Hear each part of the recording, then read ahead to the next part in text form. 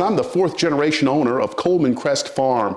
This land was purchased by James and Lucy Coleman. James Coleman, my great-grandfather, was born into slavery in 1845, and he got his freedom by joining the Union Army. After that was over, my great-grandfather ended his career, I guess you could call it a career, in the Union Army as a corporal, and came home into freedom and purchased the land that he had tilled as a slave. My father made me the manager of Coleman Crest Farm when I was 12 years old. He came home one day and he said, look, I'm tired, I can't do it all. I'm raising the farm, I'm sending your brothers and sisters to college, I'm working at the post office, I'm working down at Miss Whitney's serving parties. You're gonna have to step up. And my father's goal was that for all 5 of his kids, he would pay for them to go to college. They wouldn't have to take out a loan or get a grant. He was going to somehow find a way to get it done, and he did. And by the time I was ready to go to school, my mother always wanted me to go to Howard University. She said, baby, those Kennedy boys, they went to Harvard. You're going to go to Hyde. And I didn't know what Hyde was all about. She said, if you go to Hyde, that's where everybody who's an African-American, when they come out of there, they rule the world. When I first submitted my application, they turned me down.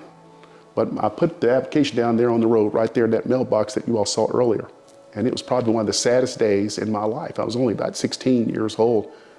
And my mother said, they don't know what they've done. I'm gonna get this changed. I said, well, Mama, what are you gonna do? She said, I'm gonna write a letter to the president. And all I know is about 60 days later, I got a new letter from Howard University from the president who had said, look, we turned you down at first, but in receiving your letter, Mrs. Coleman, we have decided to overturn the decision, and Jim Coleman will be an official student at Howard University August 28, 1978.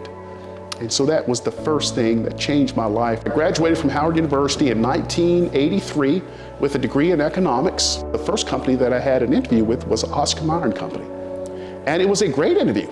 And they put me in their pre-management training program. So I had a job in January before I graduated in May. I was there at Oscar Mayer for 3 years. Then I went to work for Pepsi-Cola Company in Philadelphia. And then I took a big job with Philip Morris USA. I was with Philip Morris USA for about 5 years in sales and marketing. And then I went to work for American Express on the West Coast, and then back to Wall Street.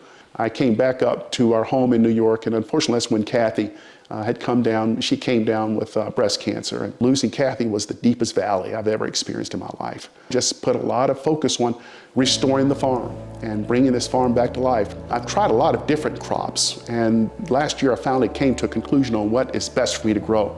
So I've grown everything from tomatoes, cabbage, beets, okra. This year with Feeding Kentucky's program, where we're going to be able to connect with food pantries and work with aggregators like Black Soil to be able to reach our fellow citizens who are dealing with hunger every day, and to be able to sell it at full price, which now I can afford to have a good paid staff and be able to take care of the farm's equipment and to be efficient. It's a win-win-win for everybody. And to be able to generate $100,000 at a small farm, and to be able to have it going to people who are dealing with hunger, and to have it to be known that Coleman Crest produce is medicine. My ancestors, my father and Kathy Lynn and my mother and my ancestors are shouting from heaven when I think about what they went through and how they accomplished so much.